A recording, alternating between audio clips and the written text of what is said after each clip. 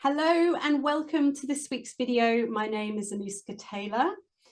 Now, this week's video is going to be a little short video for you today, but we're going to be talking about the lips and how actually when we can start to engage and move the lips a little bit more, you'll find it will have a profound impact on your speaking voice.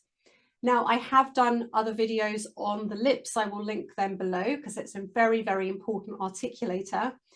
But today I'm going to give you some practical things that you can do just so you can actually notice. You can do a before and after, speak before you do this and then speak after, and let me know in the comments what you notice, if anything.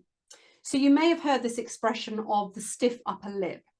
And often when people have a stiff upper lip, it's because they're trying to hold back emotion. And we've all probably been there if we're trying not to cry, that we tend to sort of stiffen and tighten around our lips. But also if this is something that you notice is prevalent just generally in your speaking, then you might want to start to think a little bit more deeply about, where do I feel like I have to hold myself back emotionally? Where do I feel like I can't express myself fully? Because you want both lips, top and bottom lip, to be working together. And what I notice with many speakers I work with is either they don't move the lips at all, as in there's just barely any movement at all and the voice is like this, or it's just the bottom lip that's really moving and the top lip doesn't actually do that much. So we want them to be working together. That's when the voice is more efficient. If you're just using the bottom lip, the chances are you're going to be recruiting the jaw. And we don't want to add any more unnecessary tension to the jaw. The jaw already does a lot of work, and in most of us holds a lot of tension already. So if we can actually start to utilize the fullness of our lips when we speak, you're going to find it's going to improve your voice, regardless of accent, regardless of what your native language is. It's going to help with articulation. It's going to help with power and projection. And your voice is just going to function better and more freely. If you think about the lips, they're really helping to sort of channel the sound forward. And when we don't move the lips, we're sort of pushing, almost like pulling the sound back and almost shortening the vocal tract. So if you would like to try this, find something to read. It can be a short paragraph, so a magazine article, a book, something on your phone, Kindle, whatever. Just read a short paragraph, and this is your kind of sort of control. And then we're going to do some movement exercises, some release work for the lips, and then I'd like you to read the same thing again. The other thing that's really important is you record it, because you may not perceive the difference in your own head as much as someone listening to you might perceive the difference. So first of all, read something as your control, and then I'm going to take you through a few little quick exercises you can do, and then I want you to read it again. So first of all, so we want to get the lips moving. Now, bearing in mind, the lips are a lot more than the lipstick lips, a lot more than where, if you're a woman, you might wear lipstick. So think about the lips, it's like a band going all the way around, but we also want to like wake up the cheeks and everything. So we're not just thinking about the lipstick lips. So you're going to say meow. Now you can say this out loud if you like. If not, I'd just like you to mouth the word meow, and you're going to do this, say, 5 times. So it would look like this.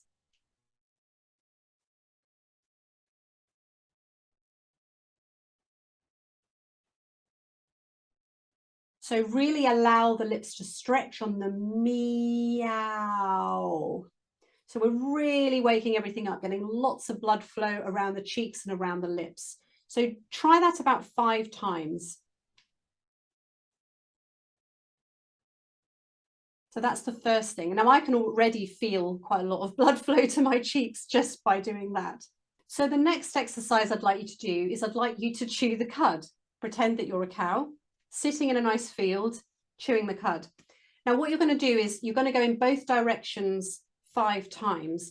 You'll probably find one direction is easier than the other, but I'd like you to persevere with the direction that you find more challenging.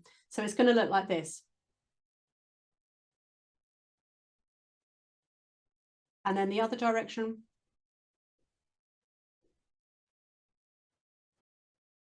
So one direction will feel a little bit weirder than the other. So that's the second thing. So you've done the 5 meows, really stretching the lips and the cheeks and waking everything up as much as possible. Then you're going to chew the cud, going in both directions, moving the lips in both directions.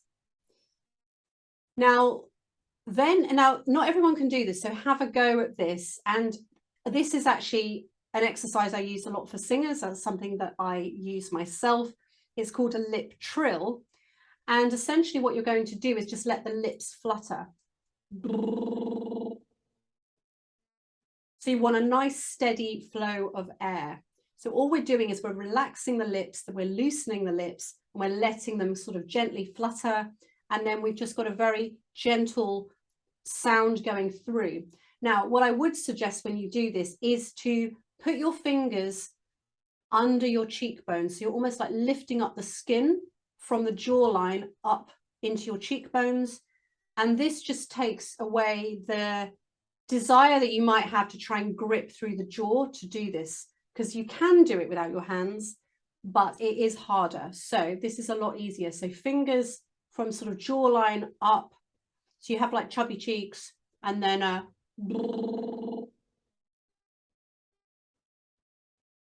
so try that.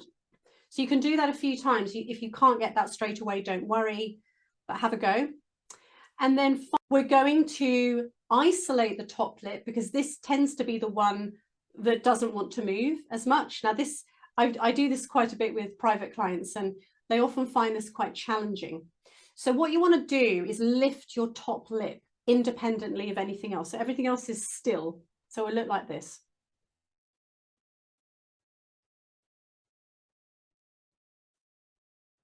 So we're not moving anything else. It's purely the top lip.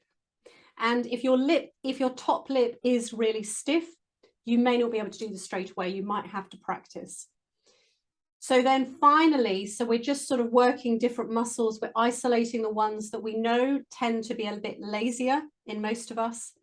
And then finally, we're just going to do some wow lips. So if you were saying this out loud, wow, wow, wow. So the idea is we're going as narrow and as wide as we can. You don't actually have to say wow aloud. You can do it silently. Okay. Now, do the best you can with those. Do what you can, what you can't. The idea, as I say, really is just to get blood flow, get movement, wake the lips up, particularly if you know that you're not used to really moving your lips. You may have to stand in front of a mirror to do this, because you may not be able to feel what's happening or what's moving. Now go back to reading the same paragraph that you read before. And this time, I'd like you to be far more intentional with moving your lips. So where you might think, oh, well, I don't need to move my lips when I speak, I can just speak like this. I'd like you to actually really, really move your lips when you speak. It doesn't matter what language you speak, you can still move your lips. But I'm assuming that if you're watching this video, you probably do speak English, so you can practice this in English or practice it in your native language. But I'd like you to be really deliberate in moving your lips and notice what a difference it makes to your voice. Record it, listen back for the tone and the power and the ease in the voice, but also notice, how does it feel? Do I notice a difference between when I don't move my lips and I'm more consciously and deliberately moving my lips? So I hope this helps. I'd love to know how you get on below, because honestly, it's really something I work with pretty much every private client with, because often we don't even realize we're not moving our lips until someone points it out. But it makes such a difference when you do start to be far more deliberate.